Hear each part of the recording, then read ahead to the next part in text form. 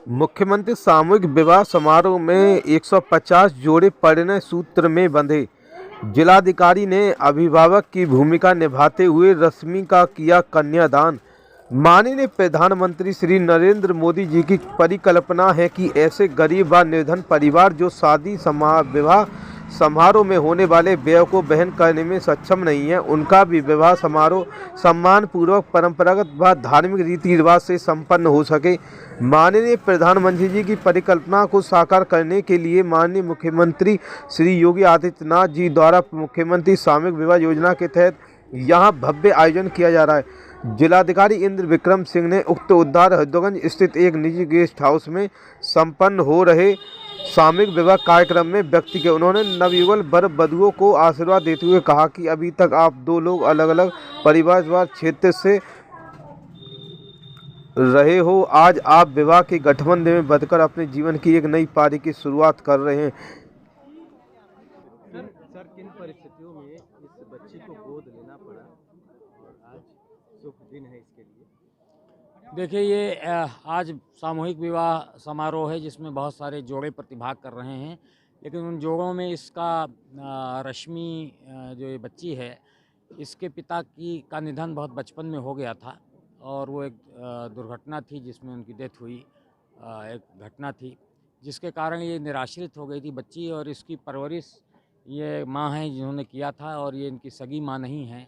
इन्होंने इसको जन्म नहीं दिया है, लेकिन इन्होंने इसकी परवरिश वैसे ही की जैसे एक अपने बच्चे की परवरिश कोई करता है। इन्होंने अपना दूध भी इसको पिलाया, इसको पूरा बड़ा किया। आज ये बच्ची 18 साल के होने के बाद इसका यहाँ पर विवाह समारोह ये पूरे आयोजन के साथ संपन्न हो रहा है। चूँकि ये नाबालिग बच्ची थी, तो इसलिए उस समय जब इसके फादर की डेथ हुई और कोई और इनका लीगल वारिस नहीं था, इसलिए जिलाधिकारी को इनकी सारी संपत्ति का संरक्षक बनाया गया था। और आज ये 18 साल की हुई हैं, तो अब ये विवाह के उपरांत मैं जितनी इनकी प्रॉपर्टी है उसमें इनका नाम अंकित करा दूंगा। लेकिन संरक्षक होने के नाते मेरी ये जिम्मेदारी भी थी कि मैं इनके जीवन के इस महत्वपूर्ण आयाम का भी साक्षी बनूं, जब इनको जीवन साथी के रूप में एक लड़का मिल रहा है। और ये अच्छी बात है कि ये प्रेम विवाह भी है और इसमें ये स्थानीय निवासी भी हैं, दोनों परिवार भी एक दूसरे को जानते हैं। तो मैं आशा करता हूं कि वर वधू इसमें मतलब इनका जीवन अच्छा चलेगा आगे चल के। तो आज मैं इस घटना का भी साक्षी बन रहा हूँ एक संरक्षक के रूप में कि इनका विवाह समारोह यहाँ पर संपन्न हुआ है। और मैं समझता हूँ कि ये जो स्कीम है, ये स्कीम ऐसे लोगों के लिए बहुत लाभदायी है जो अपने बच्चों का समारोह पूर्वक विवाह किन्हीं कारणों से नहीं कर पा रहे हैं। और हर व्यक्ति के परिवार में एक ये हसरत रहती है सभी को कि जीवन का इतना महत्वपूर्ण निर्णय जब हम एक दो परिवार आपस में जुड़ रहे हों, वो समारोह पूर्वक करें। तो माननीय मुख्यमंत्री जी की ये द्वारा चलाई गई स्कीम है जिसमें हम समूह में आयोजन पूर्वक समारोह पूर्वक सारे विधि विधान के साथ उनकी धार्मिक रीति रिवाज के साथ विवाह समारोह करते हैं। तो आज के उस विवाह समारोह में यहाँ पर बहुत सारे जोड़े हैं और उसके साथ इस बच्ची का भी विवाह हो रहा है। तो ये मेरे लिए बड़ा संतोष का विषय है।